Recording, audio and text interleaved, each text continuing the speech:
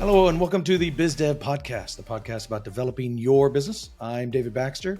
I am your host, and I am joined by Gary. I still have nothing funny to say, Voigt, and we are also joined by a very special guest today. We have Dr. Boomer Brown. He is the CEO of Doing Good at Work, and we're going to talk to him in a bit later to get his perspective on things. My first question, this has nothing to do with tech or anything. I want to know about your name. Is Boomer a nickname, and how did you get it? Or is that just your real name and that's what everybody calls you? Well, it's a nickname. It's not on my birth certificate. You know, I could use that bland name, Robert, but Boomer's much more exciting. So, I picked it up when I was a kid, and, it's kind of followed me through life. I was an athlete, played football, baseball, all that kind of stuff. Grew up on a farm, little squirrel animals we called boomers. There's lots of mystery behind the name, but it's been with me since I was a young kid. So most people don't even know my name is Robert. It's just Boomer. So, yeah, thanks for asking that. Love it. All right. As soon as you mentioned sports, I was like, "Yep, definitely a sports nickname." Sure. Definitely me and that other guy named Boomer are kind of contemporaries. So, my nickname in high school was Captain Tact because I don't have any. So that is a true story. Michael Turner, my best friend, named me that. Okay, so our trending topic today is mainly for Gary, which, of course, everybody get your pillows ready because Gary is the most boring person on the planet. But David is jealous. I'm the designer, and he's jealous of my skills. So anytime we have a topic that's about design, he just pretends to snore like it's so boring because he knows that if I get too much airtime or talk time, that people are just going to be focused more on me and not him, and then his ego gets bruised. This is all about my ego, man. All right. So with the topic at hand is AI stock imagery. There is we have an article, we'll link it, but there's a lot of these that are talking about. So we've talked about AI art and DALL-E, and there's a lot of them now, and how you can just type in some phrases and poof, magic comes out. And they are amazing pieces of tech. But the next generation of this is that now Shutterstock is now going to be selling stock images based off of this AI art, and there's user-generated input and then images created through an open AI system. Now, the AI art thing, there's always been oh no, robots are going to take your job. What's going to happen if I can type in some prompts and get 15 images back in 5 minutes when it might take a photographer or an artist or a designer to put something together in hours, if not days? How is this going to affect me?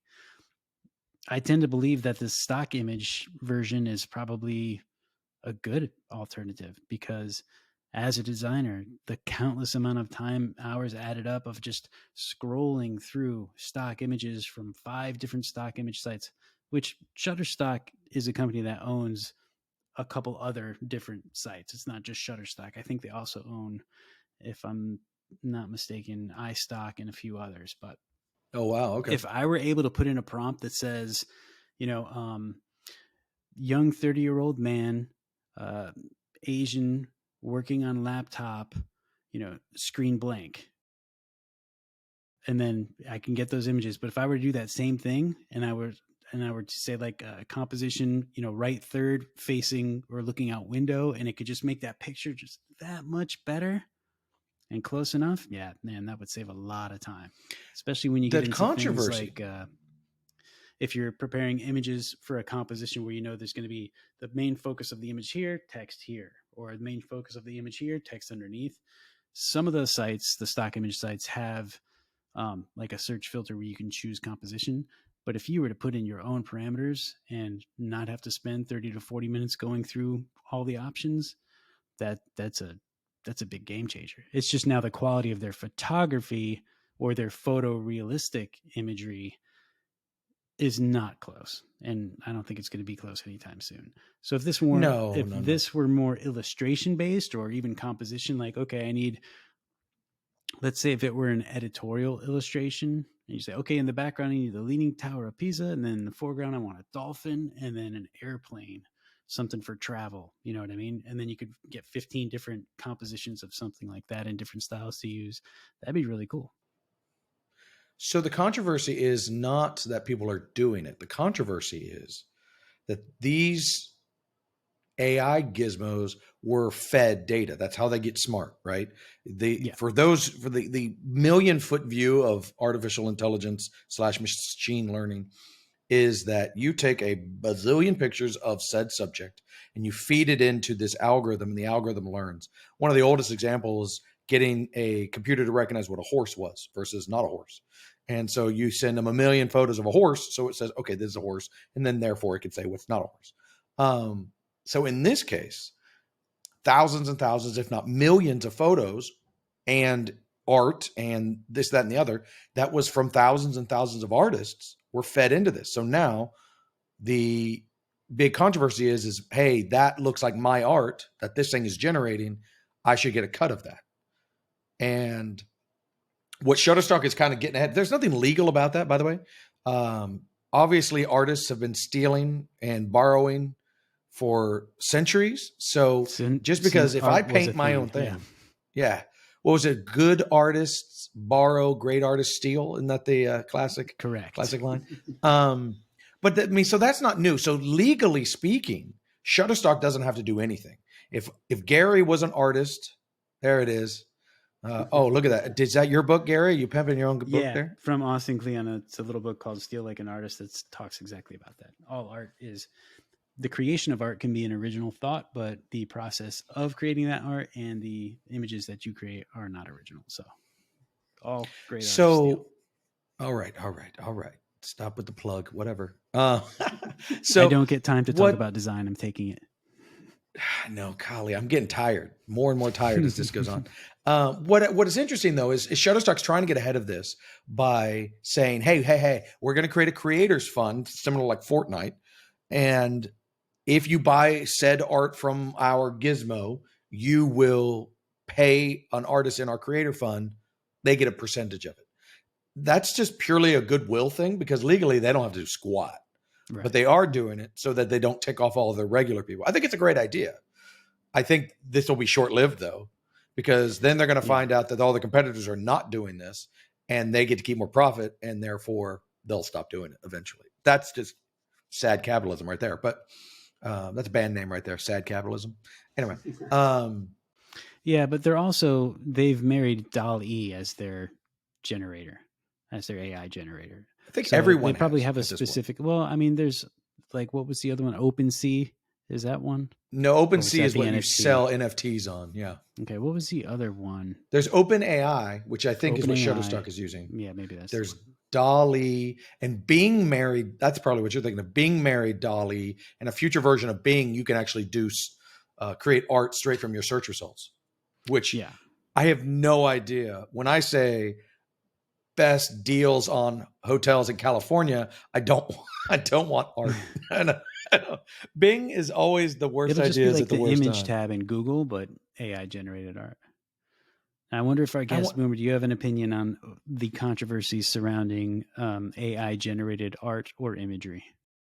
Well, it's funny you bring that up. It may not be in the exact context of art, but I've done a lot of study in the area of ethics and business ethics, and one of a large study I did was about copyright law and trying to make sure that people who are creators are remunerated for your work. And so you're in that ballpark. I like the idea, the goodwill idea. Capitalism kind of, there's nothing wrong with capitalism. It's just when it goes off the rails. And if you think clearly about that and you take care of your people, you're probably going to get some, better opportunities pool of, artists and people come together and want to be a part of that. So the gig economy and all this has kind of generated this, whether you go way back with music or you move forward with where we go with AI and art. I think it's going to be a question that we're going to have to answer because, it's going to be tough. There's not an easy answer to that one. Yeah, we definitely have to adapt to the new reality moving forward. Yeah, that's right. It's a metaverse, man. Oh, no. Don't get us started. Oh, no. Man. Yeah. I'm not sure if there's going to be a metaverse anymore if Facebook keeps losing all their money. Yeah. You can buy the metaverse at Walmart. Yeah, that's true. For $4.99. So, Dr. Boomer Brown, Who are you and what are you doing here? Well, I'm a guy who cares a lot about business, and I care a lot about people, and I care a lot about. I work with a lot of nonprofits. I work with community leaders. I've been in cities and places where I just believe very strongly that one of the drivers that makes us all better is good business. And at the bottom of good business, the base of that is not good process. It's not good tools. It's not good anything other than good people. And that's where tools come from. That's where ideas come from. So what I do every day of my life is I get out there and try to encourage people to take care of their, businesses, to take care of their people, build the people strategies that they need in order to keep their people strong and healthy, and just help them to do their best. Work is a good thing. Works. I realize it's a 4-letter word, and some people, get excited about 4-letter words, but it's a good 4-letter word. One of our 7 universal principles of flourishing is the idea is that good work really is at the core of who we are. We need good work to be fulfilled as human beings. There are 2 things I noticed when I just go into your website. First is the tagline, yes. The better people, yes. Better business, better world. Love that. And then creative use of CEO, where it's chief encouragement officer. That's right.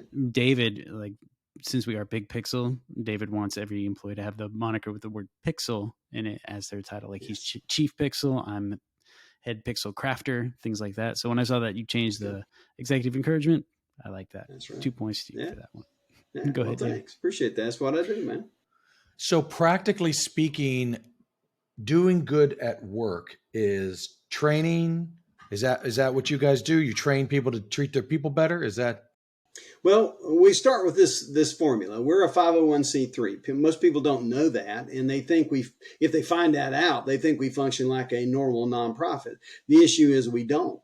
We're a nonprofit because it moving toward a B corporation, because it's a great way to help owners, business developers, leaders, supervisors, managers, whoever, to use some of their dollars that they traditionally have going toward education, toward an educational nonprofit like ours, to get some type of training for their people. So really what we do is we look holistically at people, and only one piece of it is the learning piece, which, we use LMSs for learning. We use Teachable for that, other tools that we use to create our LMS.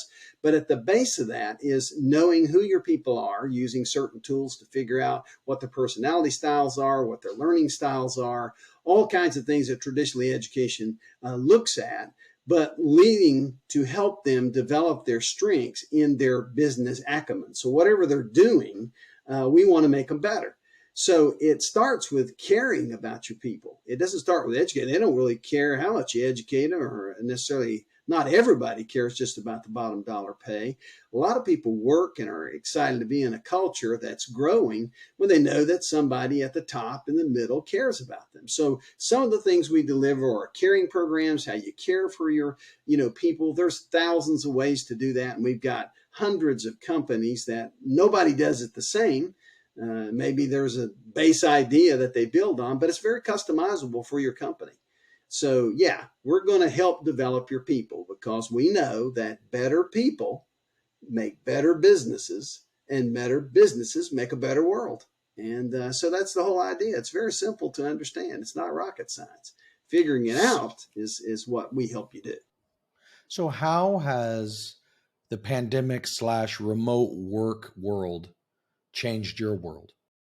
Well, in the beginning, because of the way our structure, we're not this huge corporate conglomerate like a lot of these educational services people. So we chose, by the design of our very own company, that we don't have corporate headquarters. We've always been in our houses. We've always been in coffee shops, because where we have to be in order to do our work is inside other companies. So drive down your overhead by the design of the framework that your business runs on. So that way I can target middle and small market and even solo entrepreneurs and get them the same kind of quality services that the big companies offer, or big companies are able to choose for small guys. So in looking at what happened during the remote time, it didn't affect us a lot in our our traditional delivery. What it did affect us in was getting into like manufacturing companies where we are, or getting on construction sites, or getting in engineering, architect, software offices, banks, wherever we are. It did cause us some indigestion there, but hey, it was quick for us to adapt to a Zoom. We're already using a learning management system like Teachable and other remote tools. So to drive down again our cost, it's not all about a trainer, a teacher, traditional classroom education being in front of your people. It's about empowering your people who want to grow and learn to have tools that can do that. And so that's always been a part of our very own DNA. So yeah, it knocked us off our game a little bit because we can't be in front of people, but hey, we quickly adapted. And what we found out coming out of this is actually made us stronger. And we were able to help a lot of companies handle, who most of them didn't know how to handle a remote workforce. And we were able to step in there and help them to understand how to do that. Because part of that is knowing who your people are and how your people adapt to change and what you need to do to change in order to keep them happy and working. And that's kind of in our wheelhouse. So.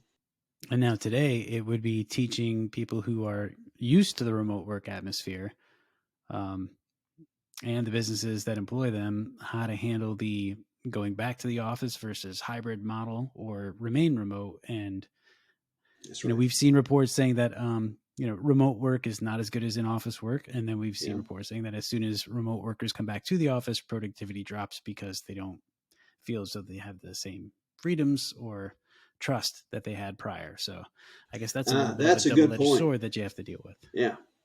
That's a good point, Gary. And what you used the magic word, to be honest with you, it's trust. And whether you're remote, you're in the office, where you are you designing, and what we call it is people strategies. So for us, the important thing is to meet people where they are, understand how they function best, and then help owners, leaders, supervisors, managers, whoever we're working with, to understand how they make their people better. And if they do that, I don't care if they're remote, they can get the same kind of, outputs out of them as they can people in the office. It just determines on if you've built, a system of trust. And that's all about relationship. And most businesses are very task oriented and low on relationships. And so we're trying to help balance it too. We call it this: here's your task driven people, here's your relational people. And maybe you identify where you are. Somewhere in between there is a fictional word. This is transaction or relation, transaction or transactional or whatever it is. That word in the center there is called relational. It's the integration of being a relational person and a transactional person. You're probably not going to change somebody's personality, but you can help them to learn through development how to be more transactional and get things done in a relational environment. So if you are a business owner and you've come up the route, like the E-Myth route, where you're the technician, you're good at X, whatever X is, making soap is my always favorite example there. I'm a really good soap maker, and I've been making soap, and I'm ready to now grow that. And I am not a leader because I've never done that before. I mean, in any professional capacity, I am good at making soap, right? That's what I do. Yes. What would you recommend to that person so that they can start? Would you say there's books? Would you say how would you say, hey, let's take that skill set, let's turn you into a leader, let's turn you into someone who cares about their people, because that's going to get the best results. What would you recommend? Okay, well, to start with, I would say I want to affirm you in the fact that you're really good at making soap. I think part of what we do today is we go around and look at every weakness that we got, and then we buy books and we spend money trying to make our weaknesses better. The problem is you probably do already have talents and strengths, and you can find those out in something like Strengths Finder. And it's a tool that can help you understand, look at 34 different tools. If you don't want a really in-depth thing, you could choose High Five, less cost, probably not as in-depth as Strength Finders, but what you do is you understand that you are good at a certain thing, and you identify what you're not really good at, your weaknesses. So don't ignore your weaknesses, and don't spend all of your time and money trying to develop your weaknesses. Figure out a way that you grow a team around you that helps you with those weaknesses. Now, again, if this person is going to be a leader, there's about 20 to 25 specific principles that we teach leaders that I don't care if you're made to be a leader, born to be a leader, you're just the first stint at being a leader. Just follow these little 20 to 25 principles. How you make the application is up to you, and it'll make you a better leader. Let me give you an example. Let's say you don't know how to do a corrective action for somebody, and you got to do that because you don't like people, or you're afraid of people, or it's just you're not in your sweet spot. You don't know how to do that. Listen, You I've don't got a want the little tool. awkward encounters. That's right. And listen, that's natural. That's normal. I would expect that out of somebody that's not relational. And I'm never going to make that person an expert at that. Give that up. People who tell you that is telling you a bunch of bull. Okay? You can't do that. We got to help you get a tool in your head around doing something that helps you get corrective action done. And so here's what we tell them to do is you've got to figure out what the end game is for the outcome that you want to see out of that person. What is the preferred outcome?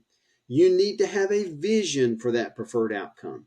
Hey, the one I use, kind of like soap, is like cleaning the commode. If I got a guy that doesn't know how to clean a commode and I want to teach him how to clean a commode, the first thing I got to do is I got to show him the commode, and I got to tell him this is what it looks like when it's clean.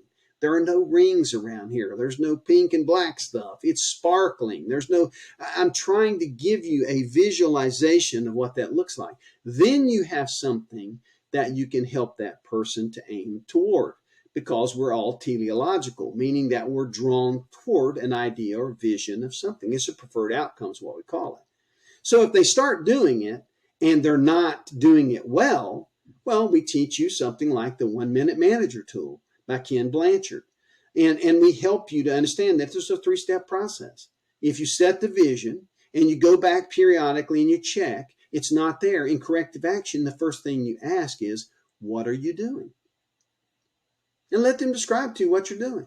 They may make all kinds of excuses. What I'm looking for is for them to tell me what we agreed upon as a visionary statement about this job. So if you were a self-starter and trying to teach yourself this stuff, what would be 3 books you would recommend, or sites, or whatever, tools? Well, I think one of the first things that you need to do is understand, who you are and what you're really doing. And so, one of the books that helped me to understand that the process, and this is many, many years ago when the book first came out, and it was 7 Habits of Highly Effective People. It's an old read, okay, but the principles are true. Stephen Covey, God rest his soul now, it was a great, application of some simple principles that can help you understand who you are and why you function the way that you do within yourself. People automatically go read time management books, or they go read goal setting books, and they haven't even established the foundation piece. They don't understand their worldview. They don't understand what their values are. They don't understand what their role is specifically. And they are all over the place. And until you get that, one book I'd say is 7 Habits of Highly Effective People. If you're a self-starter, I'd also look at something like 100X Leader, okay, giant coaching, and take a look at that book, because what you're trying to do if you want to become a leader is, are you the kind of leader that people follow? If you're looking for a very simple management book that is old as Methuselah, I go with Ken Blanchard's 1 Minute Manager. Okay, if you don't know how to manage your people and you're finding yourself, people are just eating your lunch, as the story goes, the employees are out playing golf and the manager's in there doing the work on Saturday. He looks out the window and he's had enough. It's the 1 Minute Manager meets the monkey. So your experience mixed with the multiple ways of applying these tools is what's helping you drive these relationship building techniques. And if you ask people about what we do, they're going to tell you it's simple. It's replicatable. I don't have to know a billion things. I don't have to run out to Barnes & Noble or wherever I have to go and buy the newest book off the shelf. These things are based upon principles that somebody's writing a new book. It's probably got those same principles in it. It's just a new application, like Work Genius or something like that. It's just a new application of, something that's been around for a long time. So if you find yourself, you're entrepreneurial in spirit, but a lot of people get caught up in the leadership thing. I'm not a leader. Yes. I shouldn't be a leader. And they beat themselves up without giving themselves a chance, right? I mean, I've said this story a couple of times. When I started Big Pixel, I was a classic technician. I was Yes. good at what I was doing by myself. And I thought, well, I can do this. And Mhm. without any thought to whether or not I had any other skills, right? The hubris was great. And that's the start of a lot of businesses, right? Yeah. I think the difference between a good businessman and a bad businessman is how long does it take you to realize your hubris got you here and put that down? Yeah. And so you can become something you need to be. That's right. But how do you get over that hurdle? What is that first step to say, okay, I'm good at X, again, soap making. How do I get the confidence I need to jump in and do this? Well, I would say the best thing for someone who has that, because that's a big hurdle. Okay, that's a big hurdle. And I'm going to be honest with you. You're not going to read enough books. You're not going to listen to enough podcasts. You can spend buku money on all kinds of training courses online. Some of them are good. Some of them are not very good. But here's where I would invest my dollars. I'd find a good coach and sit down with him or her and help you start processing through where the areas where you need improvement. And good coaches are not there to hand feed you everything you need. A good coach is a person who asks you questions, helps you understand, because here's a principle that we teach. Very, very important. A truth discovered is always more important than a truth taught. When I can help you understand and discover what it is that you need to do, it is more likely that you'll do that than me just hand feeding you. So if I were to sum up what your focus is, again, new business person or someone who's just trying to grow, the first thing you would recommend is find out who you are. Yes. And decide what that means. We do disc profiles here at Big Pixel. Good. And for those who don't know what that is, it's like 20 questions. It's surprisingly short. Yeah. And it gives you, similar to a Myers-Briggs kind of personality breakdown, but it's whether you're dominant or you're a people pleaser, that kind of thing. Very interesting stuff. I believe I am a influencer, which I guess makes sense. But it's my I and D are almost exactly the same. But but we do that on all of our team, and it's always interesting. And so I would say we C12 provides those for us. Yeah, that's right. So you're saying, okay, do something like that. Doesn't have to be disc. Find out what you're good at, because like for me, empathy and being it's weird. It's like I'm not the S and C, right? The soft skills for me are bad. Yeah, I get you. They're in the tank. And so for me, where I focus my stuff is to build those up, because I'm already going to be the guy making the decisions. I'm already going to be the guy who's thinking about things, right? That's my whole thing. So I have to work on those. Right. And so you would recommend that other people do something similar. And then once I have an idea of who I am, where I need to work, what's the next step? Learning how to treat others. Where would you go for that? Okay. So if you're working in a team, if you're not by yourself, if you're working a team, just like you said, what I'm going to do is I'm going to take the DISC analysis. We'll use that. And I'm going to lay that in a team template. So then I know who I'm working with. The most important, and here, whether you do the DISC or not, for the people who listen to your podcast, here's the 2 questions you need to ask. If you draw that circle and you got the D and the I in the top and the C and the S in the bottom, you ask these 2 questions. Are you more outgoing or you're more internal?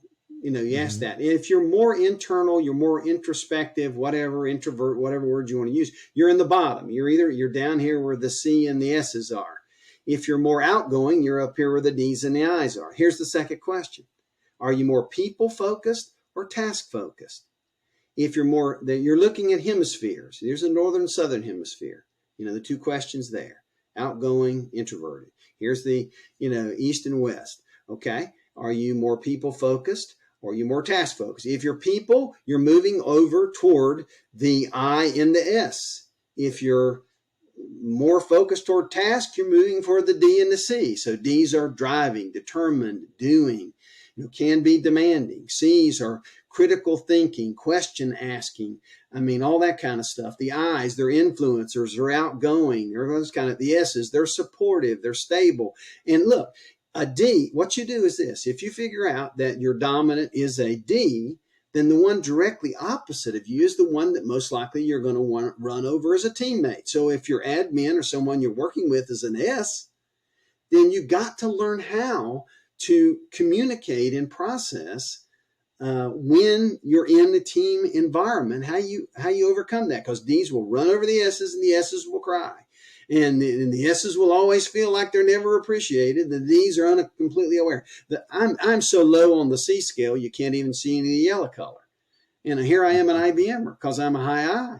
So I learned while I was at IBM, had the importance of financial documents, the importance of, P&Ls, the importance of, my budget and booking. But guess what? I'm never going to become that strong. So I hired 3 financial people to work on my team.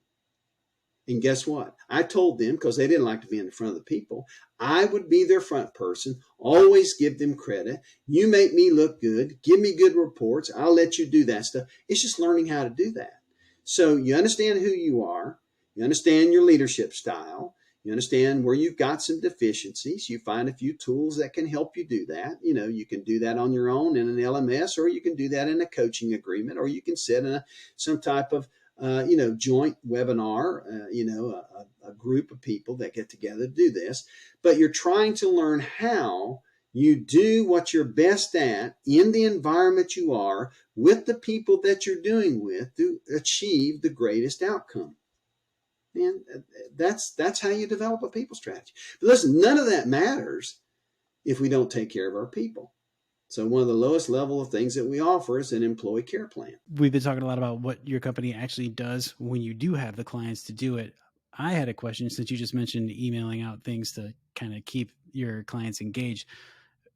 You said you were a 501c 501c3. or a non.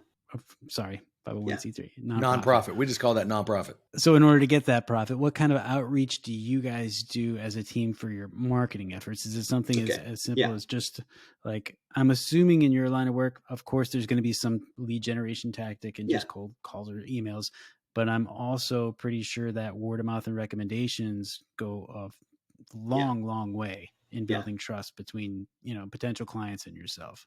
So what do you focus more on for your marketing efforts? Well, let me give you 5 E's. 5 E's. This is how our whole process works. The first E is the encouragement. So this is where we use constant contact. Every Monday, I send out what's called the Purposeful Cup. Close to 1,000 CEOs and people get that. Some general idea about something that can help them in their business space. Is this from a list that you've built up over the years, or is this from a I list didn't of buy potential any list. targets? I didn't buy any list. We have people who come to our website. They may choose to be a part of that. They could join the Doing Good at Work network. And so they get that on Monday. Then employees who are part of our, this a bought service, a bought and paid service, that every Wednesday that we send, like, I got an engineering company that has about 70 employees. On a Wednesday, we use constant contact. We send out 70 of these emails to them. It's automated. And we have over 7,000 people that we send that out to on Wednesdays. Okay. And they get this and they can, but the whole idea is encouragement. It moves them to the second E, which is engagement. And that's when we start engaging. Repetition and the brand building, just staying top of mind to the people that you're eventually does pay off. Of course, and giving them something for value. We try to give them something that's going to help, tidbits that are going to make you better. Okay. So encourage them, engage them. Hey, if we get an engagement, we sign a contract, we got an SOW, statement of work, whatever, document of understanding, whatever you want to call it. And we're going to start looking at your strategy, and we help you think through what your strategy is going to be. So then we start education. And then we start equipping. Those are E's 3 and 4. And the last one is E5 is empower. And you're right. The best business for us is companies who have been very successful, 389 different companies in the last 4 or 5 years that we've actually done this in, that give us personal testimonies of how well that we do that. If you were talking to a new entrepreneur or even an established one, or where they're all over the map, but you're running something and you're trying to improve, what would be your number one advice that you would say? That's I'm trying to think. It's similar to what we had talked about before, but I'm just trying to narrow and make it practical for people who are just getting started or who are new to this whole thing. Because you use a lot of terms I hear in C12 all the time. Yeah. And so I'm trying to bring it down to the everyman level as for someone who might not be, I guess, versed in these terms and terminology. What would your small little elevator pitch to as what are the values and services you provide and why would they need them? Yeah. And I would say this. I would say the most important thing to growing your brand, growing your company, whatever it is that you're trying to do, it begins with your people. So I would ask you, what is your people strategy? And if you look at our logo is a diamond and it has 4 points. And here's what I need to ask you. The first question is, how are you taking care of either yourself, if you're a solo entrepreneur, or if you're a small team, how are you taking care of your small team? Or if you're a mid-sized company, how are you taking care of your people? And some people would say, well, what does that mean, taking care of them? Well, it means, how are you providing them with the kind of support that enables them to do their best work? That could be some type of mental health type thing. It could be some type of financial education program. That's where we lead in. How are you caring for your people? And the second piece is this, and these are 4 C's on that diamond of the logo. If you're caring for them, okay, the next question is, how are you developing your people from a character standpoint? The third little point of our diamond is culture. What kind of work culture do you have? Do you have a toxic culture? Is everybody always fussing and arguing at each other? Do you understand how to conflict manage? Do you understand how to create an environment where people want to work? The last question of the diamond is community. So the words are, really simple to remember. There's caring, there's character, there's culture, and there's community. How is your company involving its people in community development and growing and reaching out to the community? Because that's what makes people feel good. Nice. So if anyone has any questions, Gary, how would they get a hold of us? They can reach out to us through our email, hello@thebigpixel.net. They can get a hold of us through any of our social media channels. They can go into the YouTube comment section under this video. Yeah, my dog just ran by. Sorry for that.